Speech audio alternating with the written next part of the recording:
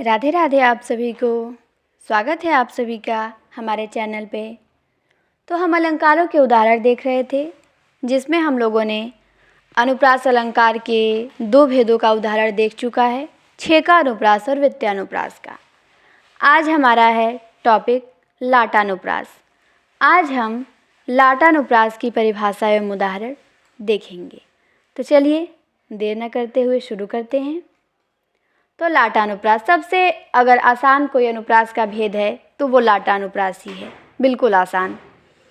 इसकी परिभाषा देख लीजिए, क्या है कि जब एक शब्द या वाक्य खंड की आवृत्ति उसी अर्थ में हो पर तात्पर्य या अन्वय में भेद हो तो वहाँ लाटा अनुप्रास होता है। यहाँ पे कहा गया है कि जब एक शब्द या वाक्य खंड की आवृत्ति उसी अर्थ में हो पर तात्पर्य या अन्वय में भेद हो तो वहाँ कौन सा अनुप्रास होगा? लाटानुप्रास होगा। यहाँ पे ऊपर वाली पंक्ति ही नीचे रिपीट करती है, ठीक। तो इसीलिए सबसे आसान हो जाता है ये। जैसे यहाँ पे दिया है पहला उदाहरण लाटानुप्रास का कि वही मनुष्य है जो मनुष्य के लिए मरे। वही मनुष्य है जो मनुष्य के लिए मरे। कौन सा अनुप्रास है? लाटानुप्रास है। अब हम इसका दूसरा उदाहरण देखते हैं। दूसरा है तेग बहादुर हाँ वे ही थे गुरु पदवी के पात्र समर्थ।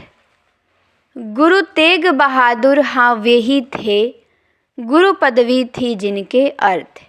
तो यहाँ पे भी लाटानुप्रास है। तेग बहादुर हाँ वे ही थे गुरु पदवी के पात्र समर्थ और तेग बहादुर वे ही थे गुरु पदवी थी जिनके अर्थ। तो इसमें भी क्या है? लाटानुप्रास है आपका। अब आते हैं हम तीसरा उदाहरण पे।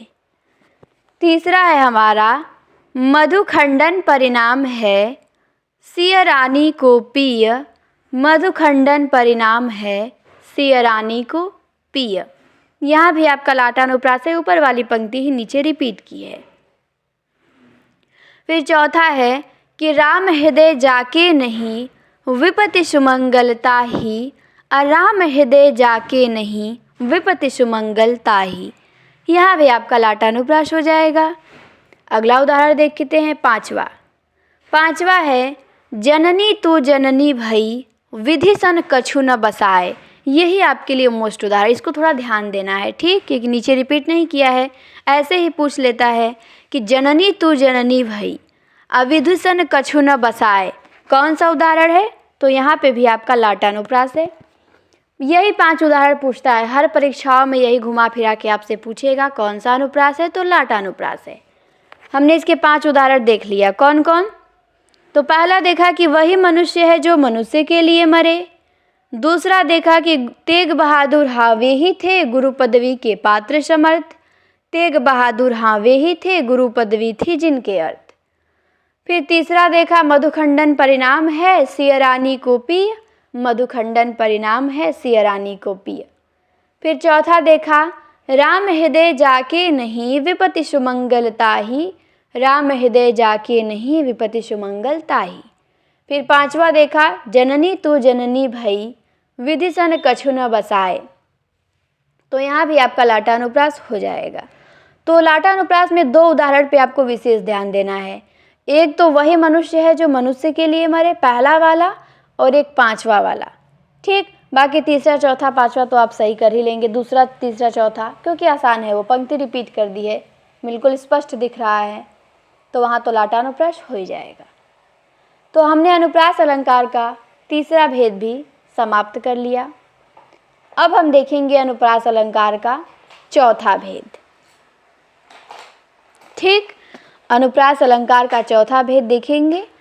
तो चलिए, लाटानुप्रास चूँकि छोटा था तो इसी वीडियो में हम श्रुत्यानुप्रास और अंत्यानुप्रास को भी कवर कर लेंगे, क्योंकि इनका उदाहरण भी बहुत थोड़ा थोड़ा ही मिलता है। पेपर में आपसे पूछता है, सबसे अधिक पूछेगा तो शुरू के ही जो 2 अनुप्रास के भेद मैंने बताया था, छेका अनुप्रास और व्यत्यानुप्रास, अधिकतर वे ही पूछता है। लेकिन ऐसा नहीं है कि यहाँ से नहीं आएगा, यहाँ से भी एक आध प्रश्न आ जाता है, तो इसे भी आप लोगों को ध्यान देना है, क्योंकि आया हुआ है भाई पेपर में। तो चलिए, श्रुत्यानुप्रास की हम परिभाषा देखते हैं। इसकी परिभाषा दी गई है कि मुख के उच्चारण स्थान से संबंधित विशिष्ट वर्णों के साम्य को श्रुत्यानुप्रास कहते हैं, अर्थात एक ही उच्चारण स्थान से निर्गत होने वाले वर्णों का साम्य आवश्यक है। उदाहरण देख लीजिए इसका। श्रुत्यानुप्रास के 3 उदाहरण मिलते हैं जो बहुत ही प्रमुख हैं। इन तीनों को याद करना आपका अनिवार्य है आपको। तो श्रुत्यानुप्रास का पहला उदाहरण दिया है, क्या दिया है कि पाप पहाड़ प्रगट भई सोई, अभरी क्रोध जल जाई न जोई। तो पाप पहाड़ प्रगट भई सोई, अभरी क्रोध जल जाई न जोई। कौन सा अनुप्रास है? श्रुत्यानुप्रास है। ये बुक में दिया गया है। तो प देख के हम कंफ्यूज हो जाते हैं कि कहीं वृत्त्या ना हो जाए। नहीं, यहाँ पे आपका श्रुत्यानुप्रास है, इसे याद कर लीजिएगा। ठीक, पाप पहाड़ प्रगट भई सोई, अभरी क्रोध जल जाई न जोई। तो श्रुत्यानुप्रास है। दूसरे उदाहरण पे आते हैं हम। दूसरा उदाहरण है हमारा कि तुलसीदास सिदत निश दिन, देखत तुम्हारी निठुराई। तो यहाँ भी श्रुत्यानुप्रास है। क्या दिया है कि तुलसीदास सिदत निश दिन, देखत तुम्हारी निठुराई। फिर तीसरा उदाहरण है वृत्त्यानुप्रास का। क्या दिया है कि निशिवासर सात रसातल लौ, सरसात घने घन बंधन नाख्यो। निशिवासर सात रसातल लौ, सरसात घने घन बंधन नाख्यो। तो इन तीनों पंक्ति में कौन सा अनुप्रास है? श्रुत्यानुप्रास है। ये आपको ध्यान देना है। पहला है पाप पहाड़ प्रगट भई सोई, अभरी क्रोध जल जाई न जोई। दूसरा है तुलसीदास सिदत निश दिन, देखत तुम्हारी निठुराई। और तीसरा है कि निशिवासर सात रसातल लौ, सरसात घने घन बंधन नाख्यो। तो श्रुत्यानुप्रास के 3 ही उदाहरण मिलते हैं किताबों में, और इन्हीं में से कोई आएगा। सबसे अधिक अगर पूछता है तो ए वाला, पाप पहाड़ प्रकट भई सो, यही सबसे अधिक पूछता है। तो आपको लेकिन तीनों को ध्यान देना है, विशेष रूप से पहले को। ठीक, तो देख लीजिए 3 ही उदाहरण आपके हैं श्रुत्यानुप्रास के, और इन्हीं में से कोई एक आएगा। चलिए, अब हम अनुप्रास अलंकार का 5वां भेद है अंत्यानुप्रास। इसको भी इसी वीडियो में देख लेते हैं, क्योंकि छोटे छोटे हैं ये बहुत। तो 10 मिनट में सब तीनों अनुप्रास के भेद हमारे कवर हो जाएंगे। तो देख लें हम इनको भी, ताकि अनुप्रास का भेद आज समाप्त हो जाए। तो ये है 5वां भेद अंत्यानुप्रास। तो अंत्यानुप्रास क्या कहलाता है कि छंद के अंतिम चरण में स्वर व्यंजन की जब समता हो तो वो अंत्यानुप्रास कहलाती है।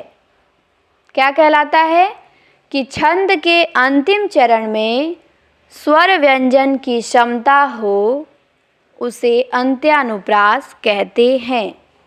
जैसे इसका पहला उदाहरण है और बहुत मोस्ट है ये। इसके दोनों उदाहरण बहुत मोस्ट हैं। 2 ही उदाहरण हैं और दोनों को आपको ध्यान देना है। पहला है आपके सामने कि कुंद इंदु समदेह, उमा रमन करुणा अयन, जाहि दीन पर नेह, करहु कृपा मर्दन मयन।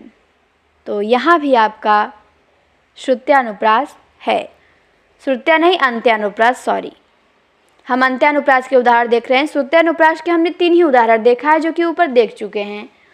ठीक, अंत्यानुप्रास के हम 2 ही देखेंगे, और 2 ही आपके लिए मोस्ट है, और ये 2 ही पूछा जाता है बार बार, और इससे बाहर नहीं पूछेगा अंत्यानुप्रास का उदाहरण। इन्हीं दोनों में से पूछेगा, तो इन्हीं दोनों को आपको याद कर जाना है कि कुंद इंदु समदेह, उमा रमन करुणा अयन, जाहि दीन पर नेह, करहु कृपा मर्दन मयन। कौन सा अनुप्रास है? अंत्यानुप्रास। दूसरा उदाहरण देखते हैं हम। दूसरा है हमारा बंदौ गुरुपद कंज, कृपा सिंधु नर रूप हरि, महामोह तम पुंज, जासु वचन रवि कर निकर।